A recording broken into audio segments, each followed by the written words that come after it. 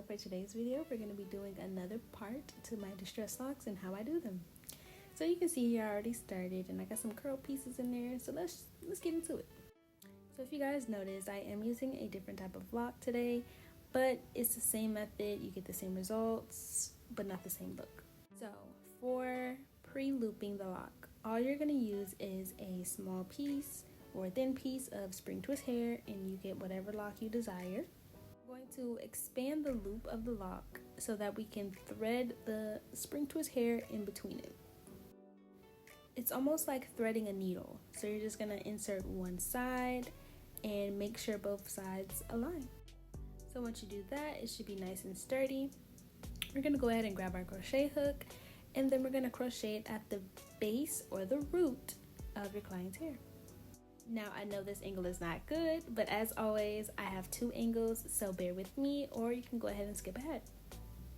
So combining both ends of the spring twist, we're going to insert it into our crochet hook and crochet it through the base of our client's hair. So once you do that, it should be able to move between your client's hair like this. And now we're just going to measure out one side to be longer than the other, like I did in my last video. I like to make my locks as even as possible, so I do go ahead and add as much length as I need to while still keeping one side longer than the other. So now that one side is longer than the other, we can now begin our wrapping process. So we're going to make sure we have a firm grip on the hair, and then we're going to wrap the base once. Once you do that, continue to wrap downward, and remember, wrap the base once, twice, no, once. So now once you do that, we're going to go ahead and wrap all the way down, covering all of our client's hair. And I don't have a specific type of wrapping method that I use for this lock, but for my other locks, I do like to use the thumb method just to give a more distressed look.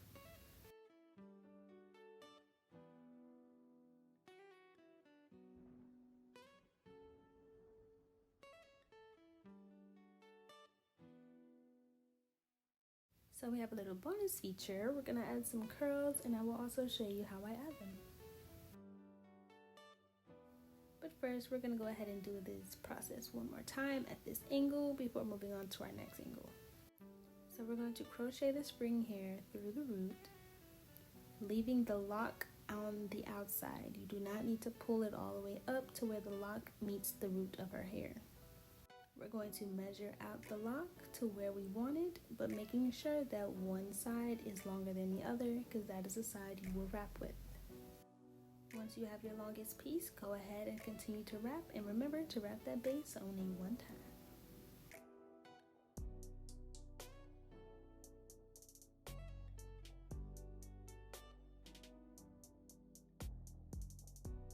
Okay, so now it's time to add the curly piece. So I did split this into two because she didn't want that much. And this is just me adding some jam to it just to make it more defined and make sure it stays nice and shiny. So as far as the placement goes, you're going to want to put the curl on top of the lock where you have not wrapped at, leaving one side longer and one side shorter. You're going to move the longest piece out of the way, and you're going to wrap as normal.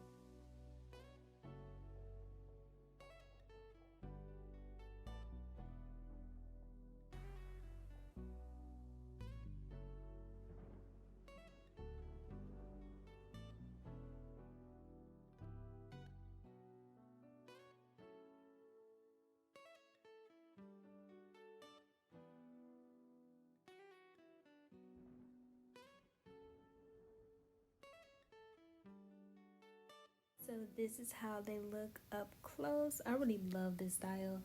And now we're at our up close angle. So again, we're gonna go ahead and I'm gonna remove this piece so I can show you up close on how to put the lock and the spring twist together. So we're gonna start by opening the hole of the lock just a little bit bigger, not too big. And we're just going to insert one side of the spring twist hair in between the lock. So once you do that, it should look something like this, and once you open it, it looks like this, but we're going to keep it closed. And we're going to keep it closed as we're crocheting it through the root of our client's hair.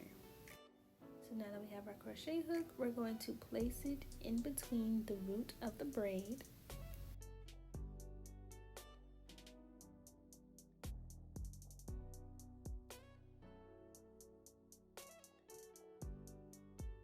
Leaving the latch of the crochet hook flat on its back, we're going to insert the spring twist hair right at the hook and close the latch, and then pull it through the root. Once you do that, we're going to measure out our lock, and one side should be longer than the other, and the longest side you will wrap with. Now here I am just showing you that I have one side longer and one side shorter, and we're going to go ahead and move the longest piece out of the way, leaving the rest of the pieces together in one hand, and we're going to wrap with the other. So we're going to go ahead and wrap our base one time very securely, not too tight, but securely, and we're going to go ahead and wrap onward.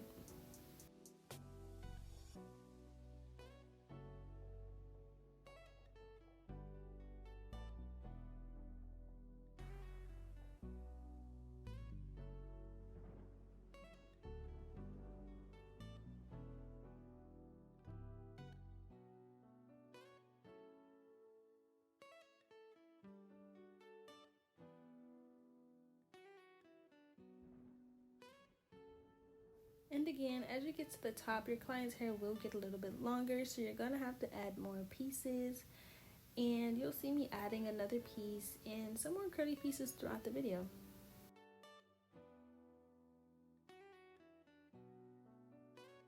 So I do have another angle coming up after I finish wrapping this portion, and I don't think I'll talk through that portion only because I want you guys to see how I'm motioning through it rather than listening and trying to watch.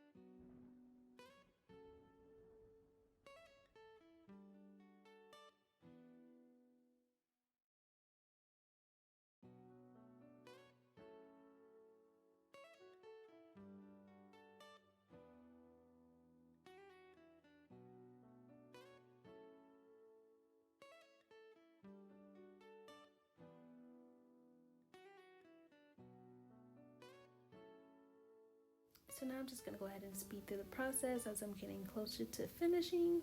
And I do hope that this was a clear video of how I do it. And if not, let me know in the comments and I'll make another video.